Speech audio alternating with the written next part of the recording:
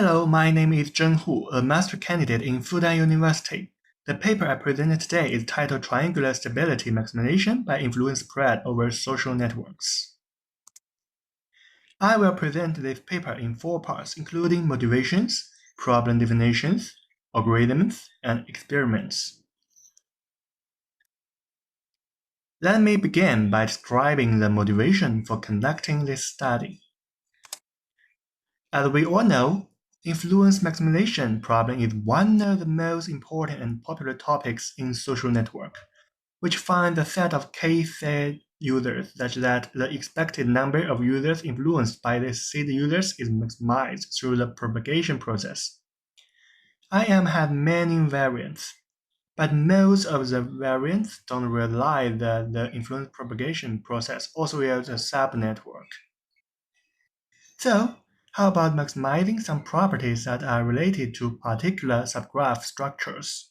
For example, triangles. We use 2 motivating examples to illustrate the importance of this idea. First is, if some believers betrays opinion, will the influence network consisting of believers become vulnerable or even collapse? This question is not considered in the previous IM task. We use the following simple example to illustrate that the seeds given using conventional IM algorithms may be risky, whereas seeds given with the objective of the number of triangles maybe make the influence network more reliable. The next one is quality user screening. We run the statistics on the 3 datasets and found that the presence and the number of the triangles highly positively correlates with the presence of high-quality users.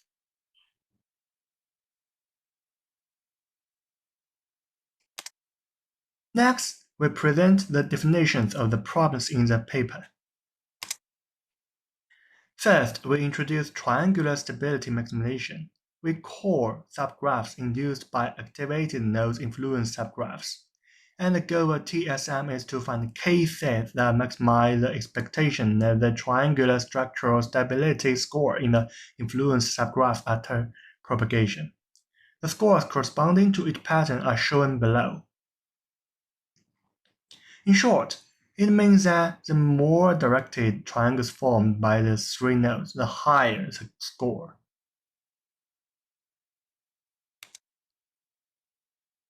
To facilitate the algorithm design, we generalize the TSM to a general triangle influence maximization problem.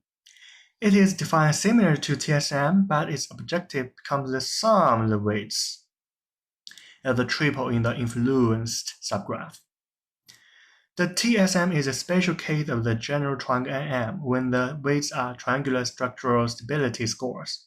But general triangle IM is not a submodular problem. Therefore, we design a lower bound problem and an upper bound problem. The homologous triangle IM is the lower bound problem. In short, compared to general triangle IM, its goal is to consider only those triangles that can be regarded as activated by the same node. The definition of homologous triangles is well explained in Figure 3.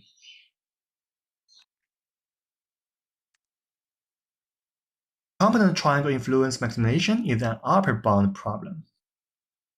We take the sum divided by 3 as the weight of the triangle that a node participates in, forming as the component weight of this node. The objective of component triangle IM is the sum of the component weights of all nodes in the influence subgraph. This objective is looser than that of general triangle IM. Component triangle IM is essentially a weighted conventional IM problem. Having completed the definitions of the problems, I now proceed to describe the algorithms we have devised. We present a joint baking algorithmic framework, JBAF, to tackle the triangle IM problems. JBAF is an RRS-based variant of the sandwich approximation. The sandwich approximation is method used to solve non-submodular IM problems. In order to further enhance efficiency, We use RIS to solve the upper and lower bound problems by generating samples jointly in the RIS process to reduce overhead of sample generation. And JBF still maintains the same approximation guarantee as the sandwich approximation. Since problems are defined differently from conventional IM, they use different reverse reachable structures. For general triangle IM, its RR structure is the sequence of respective R sets of three nodes in the triple, known as reverse reachable sequence. For homologous triangle IM, its RR structure is the intersection of the three sets in the reverse reachable sequence, called reverse reachable intersection set. We know that using these two reverse reachable structures to solve their respective corresponding problems is unbiased. Figure 4 shows an example of reverse reachable sequences and reverse reachable intersection sets. In an RS operation, we first need to sample a unit to be expanded by probability. In our problem, it's a triple. It needs to be sampled according to this probability. But saving all probabilities for all triples is not acceptable in terms of storage overhead. So we design an age-based triple sampling method, which reduces the storage overhead to an acceptable level. We show that sampling using this method is equivalent to sampling directly by probability. The method for generating reverse reachable sequences and intersection sets is similar to the normal method for generating RR sets. However, it's important to note that we use DFS instead of the usual BFS for generating, which is related to some of the efficiency improvement strategies that we perform later. In addition to this, when generating RR sets for three nodes of a triple, particular attention needs to be paid to the overlapping parts. Example 4 is a very intuitive procedure for generating an RR sequence.